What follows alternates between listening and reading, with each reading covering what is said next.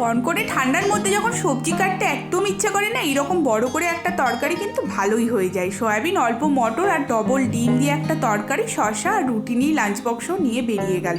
সকাল সকালই স্নান সেরে নিয়েছিলাম, পৌষ পার্বণের আগের দিন ছিল এটা।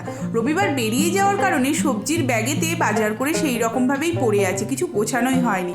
তাই আর সবজি কাটতে রাতে ফিরে একদম ইচ্ছা করছিল না। সব সবজিগুলো গুছিয়ে রাখলাম, এর সাথে কিচেনটাও একটু গুছিয়ে নিলাম, মশলাদানিটাও পরিষ্কার করলাম। সকালে একদমই সবজি খাওয়া হয়নি, বিনস গাজর দিয়ে যদি তরকারি করা যায় সন্দীপনের মুখটা যাবে বেঁকে। তাই ভাবলাম একটুখানি চাউমিনই করে ফেলি। আর সন্দীপন ফোন করে বললো ওর অফিস থেকে আসতে লেট হবে, তাই সন্ধ্যের সময় চাউমিনটা ভাবলাম গরম গরম বানিয়েই রাখি। বিনস, গাজর, পেঁয়াজ আর তার সাথে সরু সরু করে একটু আদাও কুচি করে দিলাম। ওটা খেতে কিন্তু বেশ ভালোই লাগে। চাউমিনটা বিভিন্ন রকমভাবে আমি এক্সপেরিমেন্ট করে থাকি বলতে পারবো। আজ দুপুর 3টের সময় পৌষ পার্বণের দিন সিকিমে কি বিভ্রাট হয়েছিল সে ব্লগটা শেয়ার করছি, দেখে নাও। আর চাউমিন দিয়ে আমাদের ডিনার হলো। টাটা।